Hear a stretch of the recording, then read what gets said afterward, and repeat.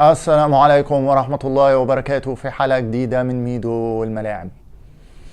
أنا ما باخدش المرتب ده وما باخدش الفلوس دي كل شهر علشان أقعد أعيط جنب المشاكل وأدور على حجج أشتكي بيها للناس وأصدرها للناس. أنا باخد الفلوس دي علشان أحل المشاكل إن وجدت، أنا والمساعدين بتوعي. دورنا إن احنا نحل المشاكل لما يكون في مشاكل. الكلام ده قاله كارلو أنشيلوتي المدير الفني لريال مدريد، فردوا على سؤال احد الصحفيين في المؤتمر الصحفي لماتش ريال مدريد وجيرونا الاسبوع اللي فات، اما سالوا على اصابه روديجر هتعمل ايه، خصوصا انه ريال مدريد من اول الموسم بيتعرض لاصابات متكرره. يعني بدات باصابه كورتوا وبعديها الحارس الاحتياطي كمان اتصاب اللي هو كابا، فريال مدريد دلوقتي بيلعب بالحارس الثالث اللي هو اندري لونين اللي هو مولد حارس مرمى عظيم وكبير في الكرة العالمية. هيكون ده رأيي يعني، واللي بيتابع منكم ريال مدريد واللي سواء بتشجع ريال مدريد وما بتشجعوش، يعني اللي بيتابع منكم هياخد باله من اللي انا بقوله، انه لونين ده جايب قوة. كمان بعد كده ميليتاو اتصاب واكتر من اصابه لحد ما وصلنا اصابه روديجر، فريال مدريد بيلعب من غير قلبين دفاع. انشيلوتي ما صدرش دي كحجه. انشيلوتي ده درس عظيم جدا في دور المدير الفني ودور المدير عامة في أي مجال، مدير حضرتك ومدير حضرتك، ولو حضرتك مديرة ولو حضرتك مدير، في حاجات لازم تفهمها، لازم تكون فاهم دورك كويس، في خطوات لازم تتعمل علشان تعرف تلاقي حلول.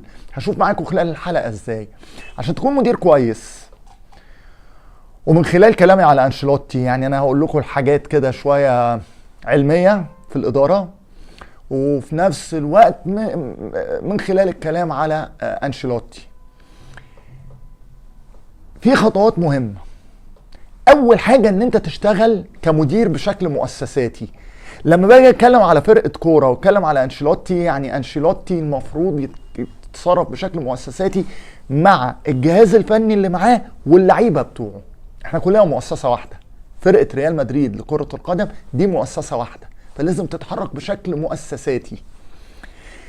دي عشان تتحرك بشكل مؤسساتي دي توديك للخطوة اللي بعديها، اللي هي لازم يبقى في تواصل وعلاقة قوية قوي بينك وبين كل عناصر مشروعك والجهاز الفني في القلب من ده، كل الجهاز الفني كويس. وهنا ده بيتطلب ايه؟ ده بيتطلب إدارة بكل طرق الإدارة، إدارة بالحب وإدارة بالنتائج وإدارة بالإجراءات. كل طرق الإدارة لازم تستخدمها علشان تعرف تعمل ده في خلال التواصل الكويس مع التيم بتاعك أو أعضاء المؤسسة بتاعتك اللي هي فرقة الكورة كويس. دي هتساعدك جدا في النقطة اللي بعديها، ان انت تكون عارف نقط الضعف والقوة في كل عنصر من عناصر مشروعك كويس. انت عارف حتى الجهاز الفني بتاعك، انت عارف كل واحد اخره ايه اقل حاجة وايه احسن حاجة كويس، عشان ما تيجي تكلفهم وتفوضهم انهم يعملوا مهام معينة يبقوا عارفين يعملوها كجهاز فني. اللعيبة كذلك. حاجة مهمة جدا الثناء المتواصل على عناصر المشروع. طول الوقت بتحسسهم ان هما بيعملوا حاجة، طول الوقت انت بتقول لهم انتوا هايلين، طول الوقت في تحفيز. كل الحاجات دي بتخليك تكون مدير كويس. طيب الكلام ده يبان فين مثلا مع انشيلوتي؟ يبان في ماتش لايبزيج اللي فات، اللي هو مفيش قلب دفاع، روديجر مصاب، ميليتاو مصاب، في اصابات تانية في الدفاع مش من غير اسماء عشان وقت الحلقة. يعني عمل ايه؟ جاب تشواميني من نص الملعب بارتكاز، حطه في قلب الدفاع جنب ناتشو، جاب ناتشو كمان. ده ليه؟ لانه هو عارف نقط الضعف والقوة في كل واحد، فهو عارف انه تشواميني ارتكاز، بس هو هيعرف يسد الثغرة هنا وهيعرف يحل الازمة دي. طب خلينا ناخد الموضوع بشكل اخر. لو انشيلوتي ما يعرفش حاجة عن لعيبته كل تفصيلة، ما كانش هيعرف يحل مشكلة انه ما عندوش قلبين دفاع كويس. ادي واحد كويس. انشيلوتي وتصريحه درس لكل المديرين الفنيين في العالم، ودرس لأي مدير في أي مجال. ما تدورش على الحجج، ما تدورش على الحجج، مش حتتك، مش دورك. انت دورك لما في مشكلة تحلها. احنا للأسف عندنا في الأندية العربية، حتى في منتخبات عربية، من غير ما نقول أسماء، لا أندية ولا فرق ولا منتخبات، بيبقى الحارس الرابع اللي حضرتك وحضرتك ما تعرفوش اسمه وانا ما اعرفش اسمه، بيبقى ده مصاب.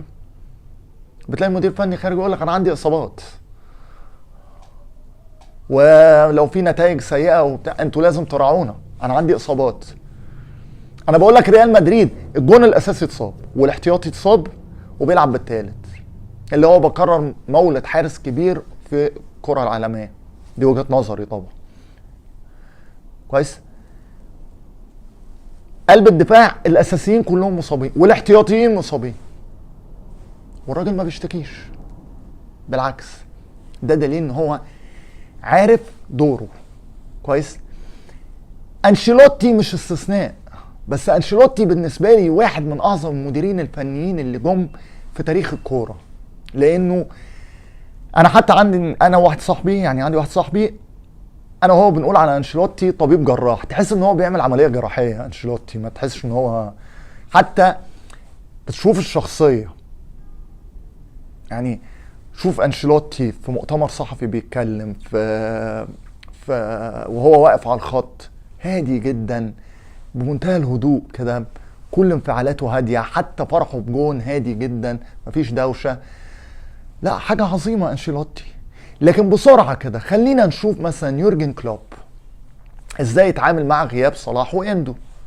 مش ملاحظين انه نتائج ليفربول كانت كويسه جدا في الشهر اللي صلاح واندو ما كانوش موجودين؟ اندو كان مع منتخب اليابان وصلاح كان في كاس الامم مع منتخب مصر. نتائج ليفربول كانت كويسه. ليه؟ لانه برضه كلوب عارف امكانيات الناس اللي عنده، فعرف يغير خطه اللعب علشان يعوض غياب صلاح، وعرف يعني يجيب ناس ويشيل ناس علشان يعوض غياب اندو. بيستوكولو في توتنهام برضه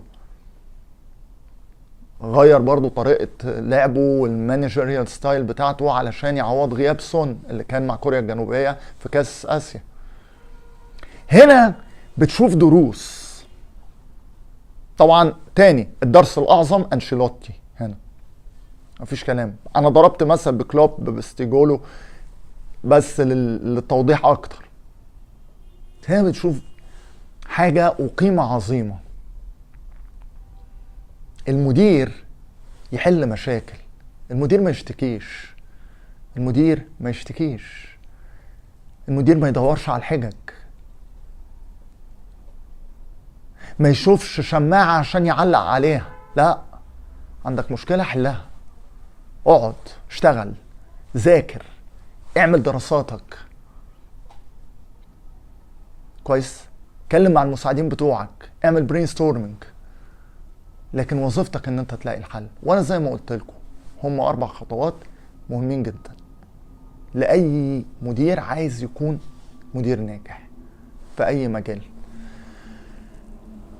في الاخر كده، فلتحيا فلسطين، فلتحيا فلسطين، فلتحيا فلسطين. ربنا يحفظ فلسطين، ربنا ينصر فلسطين، يحفظ ابائنا، يحفظ امهاتنا وابائنا، بناتنا واولادنا، اخواتنا واخواتنا. ربنا ينصر المقاومه الفلسطينيه ويسدد رميها على كيان المرتزقه المجرم القاتل الغصب للارض من 75 سنه. قولوا امين. الدعاء بيغير الاقدار، وفلسطين واهلنا في فلسطين هم شرف الامه العربيه الحقيقي. كده اكون وصلت معاكم لاخر حلقه. اتمنى تكون الحلقه عجبتكم، واتمنى يكون موضوعنا لاعجابكم، واترككم في رعايه الله وامنه وحفظه وسلامته. على نلقاكم في حلقه جديده من ميدو الملاعب. عاش العرب، كل العرب. عاشت فلسطين حره عربيه ابيه، بكل العرب ولكل العرب.